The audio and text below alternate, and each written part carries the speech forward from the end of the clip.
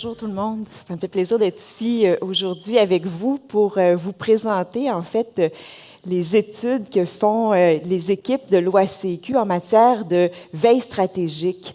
On est vraiment toujours à l'affût. On veut toujours être en avant de la parade pour nous assurer de bien remplir notre protection, notre mission de protection du public. Alors, il faut vraiment voir qu'est-ce qui s'en vient, puis prendre les actions appropriées pour ce faire.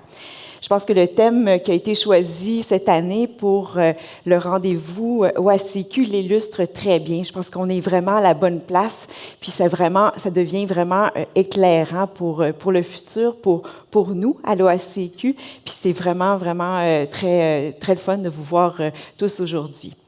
Alors, aujourd'hui, je suis ici pour vous parler des angles morts, les angles morts auxquels doivent penser les courtiers immobiliers dans le cadre de leur pratique.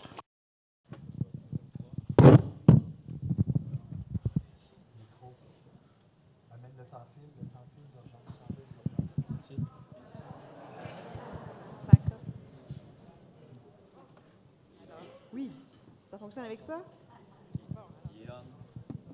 C'est bon comme ça, il faut que je garde le micro avec moi, l'autre truc dans les mains. Alors donc, qu'est-ce que c'est qu'un angle mort? Hein? Ça peut aller de soi, mais un angle mort, c'est ce qu'on ne connaît pas. C'est ce qu'on n'anticipe pas. C'est ce qu'on minimise. C'est ce qu'on ignore. Alors, c'est important de les connaître, ces angles morts-là, parce que si on ne les connaît pas, bien, on se met à risque. On se met à risque parce que, en fait, on peut perdre des opportunités. Il peut y avoir des concurrents qui nous dépassent parce qu'eux ont pris le temps, justement, de connaître ces angles morts-là. Ça peut faire en sorte qu'on peut s'exposer à des conséquences graves parfois au niveau financier, au niveau juridique, au niveau personnel. Puis ce qui nous importe encore davantage, vous pouvez l'imaginer à l'OACQ à titre de régulateur, c'est le risque de non-conformité. C'est-à-dire que si les courtiers ignorent leurs angles morts, bien, ils peuvent se mettre dans des situations de non-conformité. Et puis, dans les pires des cas, bien, ça peut, comme vous le savez, débouler et mener à des plaintes disciplinaires puis avoir des conséquences au niveau des sanctions. Alors, on ne veut pas arriver là, et c'est pourquoi aujourd'hui, je vous fais une brève présentation. C'est vraiment très bref, puis on a déjà abordé plusieurs de ces sujets-là de différentes façons depuis ce matin déjà, mais vraiment à travers les tendances sociétales puis les besoins des consommateurs, bien, on voit là-dedans beaucoup d'angles morts. Alors, je vais aborder rapidement 7 de ces tendances et besoins des consommateurs, puis d'autres, en fait, il y en a 3 autres pour lesquels je vais aller un petit peu plus en profondeur. Donc, tout d'abord, bien évidemment, durabilité, environnement, on le voit, c'est omniprésent. La réduction des gaz à effet de serre, les changements climatiques, c'est partout dans les journaux. Les entreprises doivent prendre maintenant des initiatives pour contrer les impacts de ça. Les gouvernements le font également. Les consommateurs changent leur façon d'acheter. Ils vont vers davantage des produits qui vont les mener à avoir un mode de vie plus durable. Ce sont tous des choses qui impactent, veut pas, le travail du courtier. Même chose pour la protection de la vie privée et des données. Hein, on a vu qu'avec la numérisation grandissante des données, le public est de plus en plus conscient. Il est arrivé quelques histoires épouvantables, des scandales qui ont fait en sorte que les données personnelles des consommateurs se sont retrouvées entre les mains de fraudeurs. Et puis, c'est pour ça qu'on a maintenant des législations qui encadrent de façon beaucoup plus serrée les données, la façon avec laquelle on les manipule. Puis, vous avez été vous-même impacté dans le cadre de votre travail par l'entrée en vigueur de législation au Québec dernièrement, qui est là pour vraiment nous assurer de mieux protéger les données du public. Nouvelle pratique du travail, bien, depuis la pandémie, locataires, acheteurs, eh bien, vraiment leurs objectifs en termes de localisation ont peut-être changé. Hein. On n'est plus à chercher une localisation, une propriété qui soit à proximité du travail. Il y a d'autres caractéristiques qu'on va rechercher pour pouvoir satisfaire notre besoin d'acheteurs, de locataires. Alors, c'est ce qui va impacter également votre travail, vous le savez. L'économie évolue. On a vu durant la pandémie également le fait que le commerce en ligne est devenu vraiment beaucoup plus courant. Alors, ça fait partie des éléments qui changent. On voit également que le commerce, le travail, le service à la demande est aussi un changement dans nos pratiques au niveau de l'économie. Défis socio-économiques, bien, depuis quelques semaines, depuis quelques mois, c'est vraiment omniprésent. Hein. La question de la pénurie de logement, la crise du logement. On voit qu'il y a des gens qui n'ont plus accès, comme il y avait, comme c'était le cas autrefois, accès à la propriété.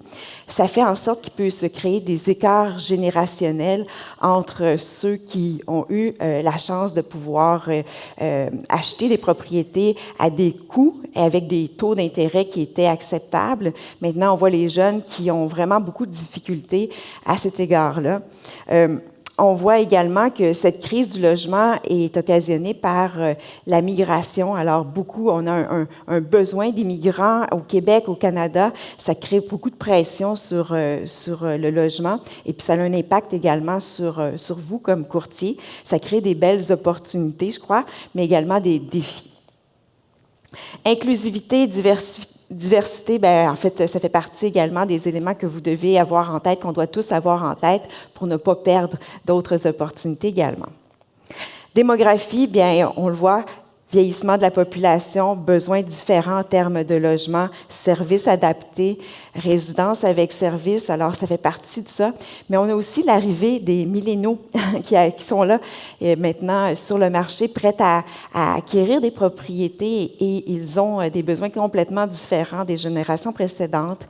Alors, beaucoup plus axés vers les centres urbains, des préoccupations en matière de transport en commun, etc. Alors, ce sont vraiment c'est une revue vraiment rapide de ces tendances, besoins que vous avez toujours en tête, j'en suis certaine, mais qu'on doit vraiment considérer comme étant des angles morts parfois. Il y en a 3 autres, donc pour lesquels je vais aller un petit peu plus en détail. C'est la question tout d'abord de l'effervescence ou l'effet rebond de l'effervescence immobilière qui a eu lieu au courant des dernières années. Les technologies immobilières, on a parlé quand même pas mal ce matin, puis la crypto-monnaie. Alors, allons-y avec l'effervescence immobilière. Donc, je ne vous apprends rien. Dernières années ont été vraiment marquées par une surchauffe. Nombre vraiment important de transactions immobilières qui ont été effectuées. Demande plus élevée que l'offre. Pression à la hausse sur les prix. Puis, encore une fois, bien, ça a écarté un paquet de gens qui souhaitaient accéder à la propriété. Ce qu'on a vu au niveau de l'OACQ aussi, c'est certains y ont vu une ruée vers l'or, c'est-à-dire qu'on a constaté là, une augmentation vraiment importante du nombre de candidats aux examens en courtage résidentiel, donc 44 d'augmentation entre 2020 et 2021, puis 13 2021 à 2022. Donc, c'est vraiment considérable comme attraction que cette effervescence-là a suscité. Au niveau des demandes d'assistance que nous avons reçues pendant cette période d'effervescence, vous savez, à l'OACQ, on a un service qui s'appelle l'assistance au public qui reçoit les demandes d'assistance qui sont à toute fin pratique, les plaintes que vont loger les consommateurs, mais aussi les courtiers. Et puis, ces plaintes-là portaient pendant la période d'effervescence sur des mises en marché qui visaient à créer la surenchère. Alors, vous n'en serez peut-être pas étonnés. Des situations de pocket listing qui étaient dénoncées, de coming soon, des annonces coming soon, alors que la propriété n'était pas encore mise en marché conformément à la loi. On a vu aussi des manques de collaboration entre courtiers, défaut de respecter la règle du traitement équitable, des plaintes aussi des clients du fait que la durée des visites était vraiment très, très, très courte. Et puis aussi, certaines conditions défavorables qui étaient imposées dans le cadre des promesses d'achat conditionnel. Alors, ce sont les sujets qu'on a eu à traiter pendant cette période. Ça a changé. Ça a changé parce que on a eu un ralentissement, puis on le vit avec les mesures qui ont été prises par le gouvernement pour freiner cette inflation-là. Donc, on a pris des mesures, notamment, On a relevé le taux directeur, ce qui a eu pour impact de relever les taux d'intérêt. Et puis là, bien, on a un ralentissement important. On a même dans certains secteurs des baisses de prix. Et puis, pendant la période où est-ce qu'il y avait cette effervescence-là, il y a des gens qui ont succombé à la surenchère, qui ont laissé de côté peut-être certaines préoccupations qu'ils auraient dû avoir. Ils ont dépassé leur capacité budgétaire. Ils ont choisi, malgré les rappels fréquents qui ont été faits par l'OACQ, de ne pas faire d'inspection pré-achat ou d'acheter sans garantie légale. Alors, ce qu'on voit maintenant, c'est qu'il y a des conséquences à ça. C'est ce qu'on appelle l'effet rebond, finalement, de l'effervescence immobilière. L'effet rebond, bien, c'est qu'on a des gens aujourd'hui qui vont découvrir des problèmes avec leurs propriétés qu'ils ont achetées sans avoir effectué d'inspection pré-achat. Donc, ça peut leur occasionner des coûts importants, d'évaluation de la propriété également. On va avoir des cas où est-ce que des gens vont être surendettés par rapport à la valeur réelle de la propriété. Ils vont avoir pris des hypothèques pour des montants ou acheté à des montants qui étaient supérieurs à la valeur marchande, pas la valeur marchande, mais la valeur réelle de cette propriété. Ils vont avoir des difficultés à rembourser, ça aussi, on en entend parler beaucoup plus récemment, puis ça va être encore plus criant au courant des prochains mois. Prochain printemps. On va avoir de plus en plus de gens qui vont devoir renouveler leur hypothèque et puis qui vont faire face à ces taux d'intérêt très élevés et puis qui vont devoir se réajuster puis qui ne pourront peut-être pas vraiment payer tous ces engagements-là auxquels ils avaient souscrit. Perdre la valeur de la propriété, je l'ai mentionné tout à l'heure, et puis la difficulté de revente parce qu'il va peut-être y avoir moins de gens intéressés à acheter ces propriétés-là, moins de gens qui sont prêts à payer ces prix-là et moins de gens qui vont avoir accès au financement nécessaire. Au niveau des courtiers, parce que là, je vous parle de l'impact, l'effet rebond sur les consommateurs, mais il y a un impact également, évidemment, sur les courtiers. Ce qu'on constate à l'OACQ, c'est qu'il y a plus de concurrence. Quand on dit qu'il y a moins d'offres, bien, il y a la tarte est peut-être un peu moins grande pour tout le monde, alors plus de concurrence, moins de collaboration avec certains des courtiers immobiliers entre eux. C'est ce qu'on voit, puis oui, d'accord. Alors, donc, plus de concurrence. On voit aussi qu'on développe de nouvelles stratégies au niveau marketing, plus d'agressivité à ce niveau-là. On voit que les médias sociaux sont utilisés davantage également pour rejoindre les publics qui sont ciblés. Par ailleurs, vient avec ça parfois des gens qui vont prendre des chances puis qui vont oublier les règles applicables en matière de publicité. Ça s'applique aussi sur les réseaux sociaux. Depuis le début de l'année 2023, au service d'assistance, on a reçu 500 demandes d'assistance spécifiquement relativement aux questions de publicité et d'utilisation des médias sociaux par les courtiers immobiliers. Alors, j'en profite pour faire un rappel de l'importance de respecter les règles en regard de l'utilisation de ces médias sociaux-là puis de la publicité. Les comportements qu'on a vus se voir développer également par les courtiers pendant la période de l'effervescence, eh bien, malheureusement, pour certains d'entre eux, puis je suis certaine qu'il n'y en a aucun d'entre vous qui agit comme ça ici, mais on a vu que cette pression-là qui était mise sur les consommateurs, bien, ça se poursuit. Alors, on a adopté des comportements qui n'étaient peut-être pas toujours adéquats, et puis ça se poursuit encore, notamment au niveau de la gestion des visites, aussi de la façon avec laquelle les offres multiples sont gérées, la façon avec laquelle les présentations sont faites des promesses d'achat. On constate également une diversification des activités des courtiers. Alors, des courtiers vont s'essayer dans des domaines dans lesquels ils n'avaient pas nécessairement eu de l'expérience auparavant. Donc, il peut y avoir des défis également à ce niveau-là pour leurs compétences. Ça peut poser des questions. Est-ce qu'ils ont l'expérience requise? Alors, c'est important d'aller chercher la formation. Beaucoup de formations sont disponibles à l'OACQ. Alors, moi, j'invite tout le monde à jeter un coup d'œil si on décide de s'étendre dans d'autres domaines ou dans d'autres secteurs avec lesquels on est moins familier. Finalement, ben, en fait, on revient à la normale, je dirais, au niveau de l'inscription des candidats aux examens à l'OACQ, au niveau résidentiel, bien sûr. On voit une diminution là, de cette engouement, mettons, pour le courtage immobilier. Alors, on revient évidemment à des chiffres qui sont ceux qui étaient en cours avant la pandémie. Finalement, nouvelle réglementation, on en a parlé aussi tout à l'heure, donc certaines ont été mises en place pour justement s'assurer de bien encadrer les courtiers, aussi pour faire en sorte qu'on diminue cette surchauffe-là. Dernier point que je voulais aborder, à regard de cet effet rebond, bien, on voit un nombre plus important de plaintes que l'on reçoit à l'OACQ. On a reçu pas loin de 20 de demandes d'assistance de plus par rapport à l'année passée. Alors, ça découle de tout ce dont je viens de vous parler, de tous ces constats. Autre sujet complètement, les technologies mobilières. Alors, on l'a vu beaucoup ce matin, ça a un impact sur vous tous. Ça a un impact positif. On l'a dit, on le redit, c'est important. D'ailleurs, Éric le disait tout à l'heure, c'est important de se lancer là-dedans pour ne pas être dépassé rapidement. Mais ça comporte des risques aussi, puis je ne veux pas éteindre rien ici, mais je veux simplement sensibiliser tout le monde à l'importance de cela. Il y a un risque au niveau de la fiabilité des données, bien sûr, parce que les données, c'est la base, c'est avec ça que travaillent ces technologies. Alors, il faut faire attention parce que si les données sont erronées, évidemment, le résultat, s'il en découle, le output, il ne sera pas bon.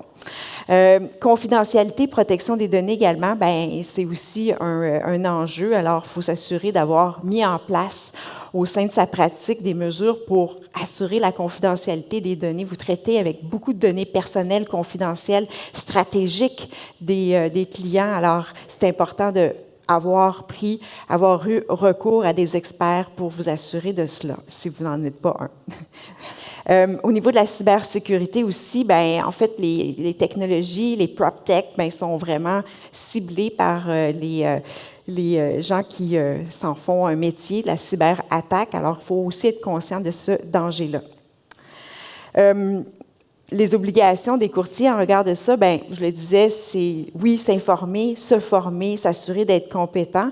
Puis, votre devoir de conseil, ça demeure votre force. On le redit aussi ce matin, le côté humain, ce que vous apportez, ça, c'est incontournable. C'est vraiment ce que recherche le client, puis il n'y a pas une technologie, il n'y a pas d'intelligence artificielle, il n'y aura pas de PropTech qui vont pouvoir jamais remplacer ça. Puis c'est ce qui fait qu'on va avoir recours à vous, que vous demeurez la plus-value. Finalement, la crypto-monnaie, c'est, veut pas, quelque chose on peut pas ne pas y penser, même si ça n'a pas cours légal actuellement au Canada. Alors, on peut utiliser la crypto-monnaie, mais il faut la convertir en dollars canadiens. Alors, la crypto-monnaie, pour ceux qui sont moins familiers, rapidement, c'est une monnaie virtuelle, une monnaie numérique qui est sécurisée au moyen de la cryptographie. Et les transactions qui sont effectuées sur les chaînes de blocs, elles sont sécurisées au moyen de cette cryptographie-là. Comment ça fonctionne? En fait, ça permet la confidentialité. Alors, c'est pour ça que certains vont être attirés vers les crypto-monnaies. Ça permet également des transactions qui soient plus rapides. On va, au niveau international, faire des transactions également qui sont plus faciles. Ça va y avoir plus de fluidité à ce niveau-là. On va permettre l'échange de devises où est-ce qu'il y en a moins de liquidités disponibles. Ça va être facilité. La crypto-monnaie, il faut savoir, il faut garder en tête aussi que c'est une façon facile de transférer de l'argent ou de transformer de l'argent en biens physiques, en biens immobiliers. Donc, qui dit ça, dit blanchiment, possibilité de blanchiment d'argent. Réduction des coûts de la transaction, puis évitement de l'impôt, ça fait partie également des raisons pour lesquelles on va se tourner vers la crypto-monnaie. Retour rapide sur les obligations des courtiers immobiliers en regard de la crypto-monnaie, si jamais vous acceptiez d'agir comme intermédiaire dans le cadre d'une transaction qui utilisent la crypto-monnaie. Première chose, informez votre dirigeant d'agence. Alors, c'est votre allié là-dedans en termes de conformité, l'aviser que ça se passe.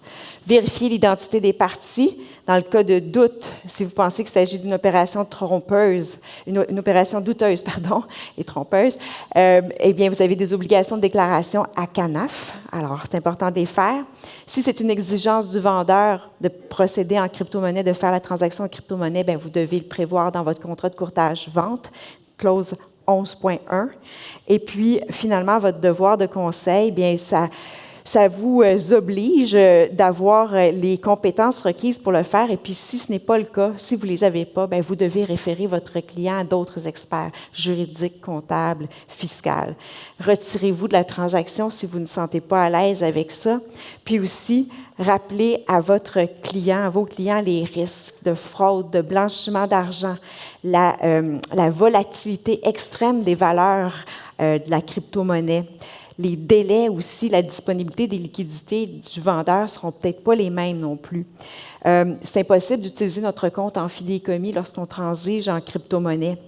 Le notaire ne voudra pas non plus transiger en crypto-monnaie. Alors là, il va falloir faire un acte sous seing privé. Alors, ça va amener d'autres difficultés, d'autres embûches.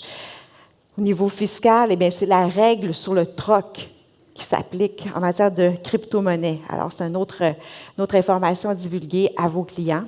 Risque de piratage, on a vu qu'il y a eu des milliers de milliards de dollars qui se sont volatilisés pour les crypto-monnaies au courant des dernières années, puis ça continue.